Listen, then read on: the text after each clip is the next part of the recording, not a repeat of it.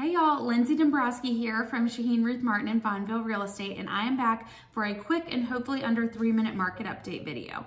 I'm first going to show you two graphs that have to do with the Richmond real estate market, then I'll finish up with just a couple rate things and a few items about the economy and the general market that y'all should be aware of.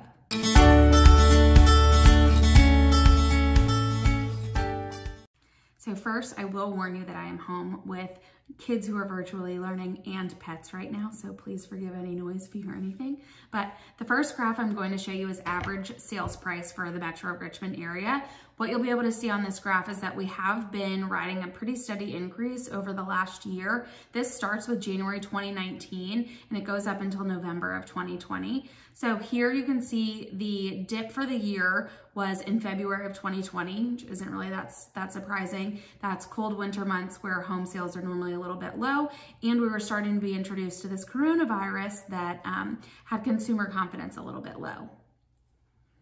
Our highest month was actually October of 2020, and we hit a high average sale price of $345,510. November, which is our most recent month of data, we were sitting right around $330,000, just to give you an idea. And that low point in February was at $288,395. So you can see we have been steadily increasing over 2020. The second graph I have here is new listings for 2020. What you can see here is for the Metro Richmond area in March of 2020 was actually the high point of this year, and we're just over 2,800 new listings. You can also see that through the summer months and into the early fall, we stayed pretty steady, which is typically a little lower than normal, and this is when demand really started to outshoot the inventory in the market. Also to note here is that from the October to November, you can see that we have that usual seasonal decrease of new listings hitting the market as well. In other housing related news, the Federal Housing Finance Agency recently announced that for 2021, they are increasing the maximum conforming loan limits.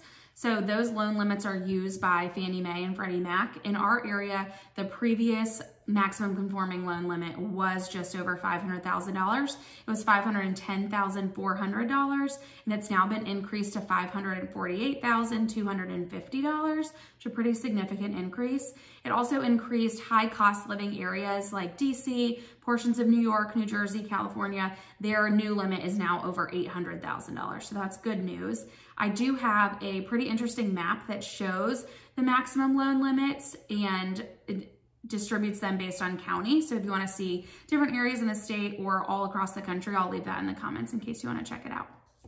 Quickly to touch on mortgage rates, our conventional loan rates for a conventional mortgage are staying pretty steady. We have seen the most amazing rates this year, and right now they're still about 2.625 up to around 2.8 is pretty common what I'm seeing on a lot of loans lately. The FHA loan is around 2.25, which is also incredible. So mortgage rates are continuing to stay pretty low and steady through this time. Finally, the last important information for you is that home sales this year have increased 7% over last year's numbers, which is the highest 12-month increase since 2014. So despite consumer confidence being a little bit all over the place this year, the real estate market has stayed pretty steady, which is good news for all of us. So if y'all have any questions about anything that I went over today or want to nerd out on any more information that I could give you, feel free to let me know. If not, have a great week and thank you for watching. Are you seriously eating Skittles while I'm filming this part?